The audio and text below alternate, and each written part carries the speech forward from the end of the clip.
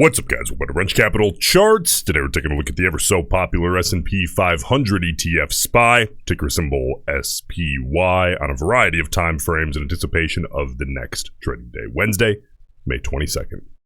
All right, guys, SPY here today up $1.30 per share. That's plus 0.25% in regular trading hours.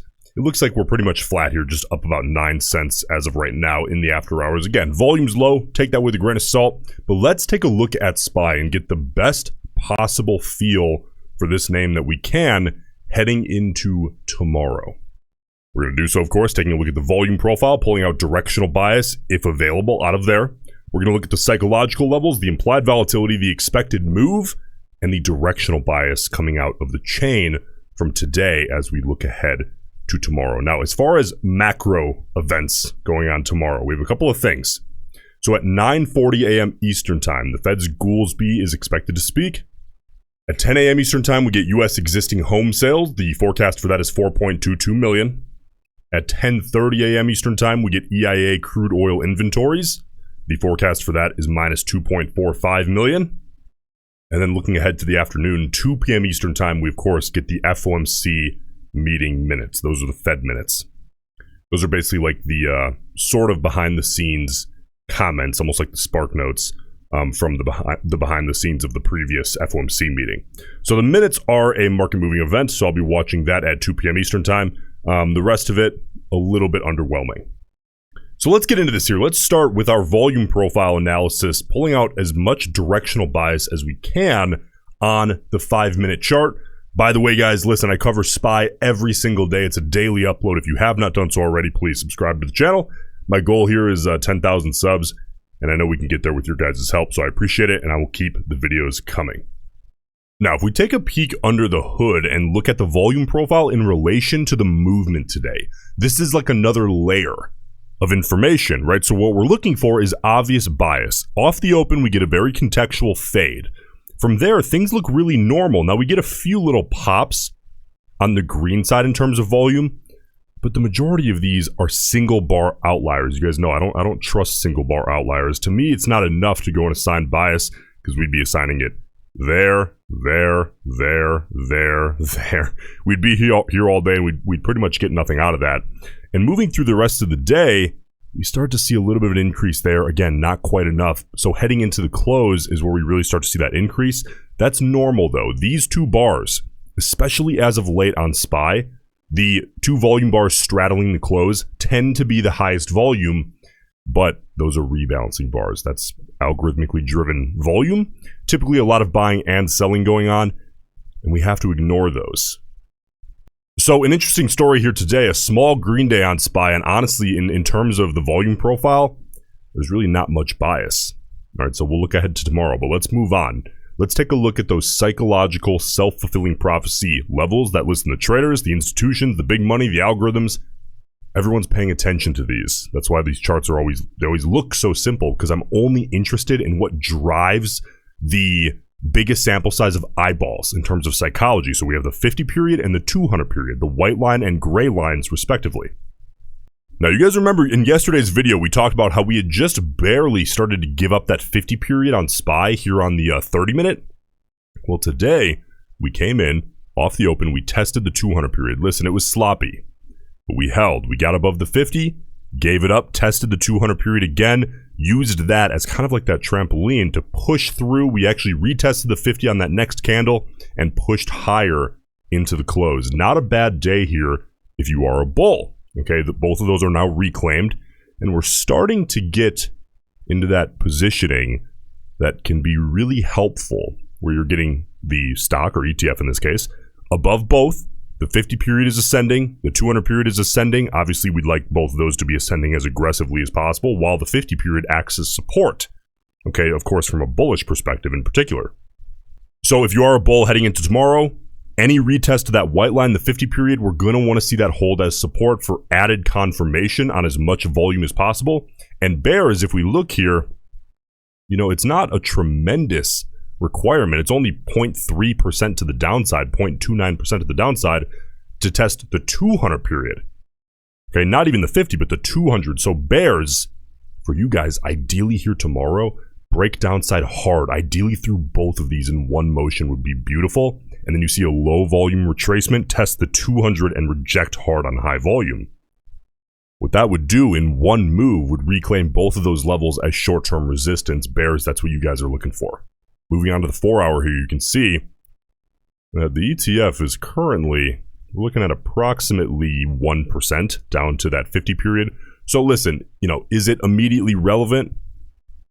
Well, a 1% plus or minus move on SPY is a more volatile day. It's certainly within reason to see a test of that in a single day, but we'll see. Now, of course, if that level were to come back into play, meaning the SPY were to drop, 0.9 or a full percent tomorrow, well, obviously we'd be looking at that level, that 50 period, as very much so a level of interest. Bulls, of course, you'd want to see that hold. Bears, you'd want to see that break. But if that doesn't come back into play, what I'm really watching from a bullish perspective is I just want to see that 50 period continue to ascend at a sustained rate. Every whole dollar that 50 period on the 4-hour can reclaim is another potential psychological support moving higher and higher, which of course is a good thing if you're a bull. Now, the daily's very much so important on SPY right now, especially because look here.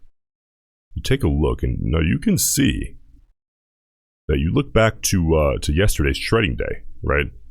Yesterday you had that high of 531.56. Okay.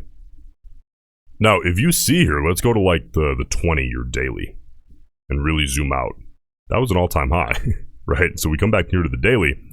Now, obviously, guys, SPY is kind of struggling with 531.50 to 531.55 as kind of a rule here the last few days. You see the high here a few days ago, 531.52, and then, yesterday 531.56, and today the high 531.52 again. So the story here is very simple. Bears ideally reject as hard as possible off 531.50 on big volume, ideally. Getting below 531, if not, 530 and lower. Every $5 increment, I would say on SPY is kind of a smaller psychological level, with, of course, each whole $100 level being a massive psychological level. But bulls, it's really, really simple. Getting above into an all-time high, maybe even above 532, 535. Currently we're looking at least as of right now, the ETF is approximately 2/3 of 1%, 0.66% away from hitting 535. That would be wonderful. A claim of 535, it's another psychological level, and it's pretty deep into an all-time high. That's how you could, I think, at least encourage as many of your peers, other bulls, as possible, and discourage bears. Whereas bears, what's the easiest way to discourage as many bulls as possible, which is kind of the ultimate goal, at least in the short term? And that would be to really, I think, pull back hard from this kind of struggling few days off the all-time high. Maybe get down beneath at least 530, maybe even look toward 535, but 535 is about, 525, that's about minus 1.15, 1.2% to the downside, which would be a pretty volatile day for SPY. Now, implied volatility here. Compared to the last few months, there we go. Compared to the last few months here, you can see this goes back 3 months. It's down again today, and it's very low. Compared to the last week, it's a little lower. Compared to the last month, it's very low. Compared to the last 3 months, it's very low. Okay, so again, a small Vega premium that you're paying up front. If you're buying contracts, now if you're selling contracts, trying to farm premium, it is, maybe, perhaps, in terms of implied volatility, one of the worst times to be doing so in at least, 3 months or so. I, of course, always like to farm premium when I have somewhat of a directional bias, when IV is very high. And if IV is very low and I have a strong directional bias, well then sometimes for me it makes sense to take on that theta decay risk in certain situations and buy some contracts. I've never been a huge fan of buying very short-dated contracts because the theta is just so aggressive that there's a lot to outrun there. But in terms of longer dated, 3 months, 6 months, 9 months, a year out, well, when Vega's low, particularly for those contracts that are more like 1 to 6 months out, when Vega or IV is low, that can provide an opportunity to be purchasing calls or puts to go along with your strong directional bias. Now, expected move. Of course, here on SPY, we have the luxury of daily expiration. So the expected 1 standard deviation volatility by tomorrow's close compared to today's close is plus or minus $3.21 a share. That's the expected volatility. Again, by design, there is no directional bias baked into that, but that's the expected volatility, which is an important part of the picture.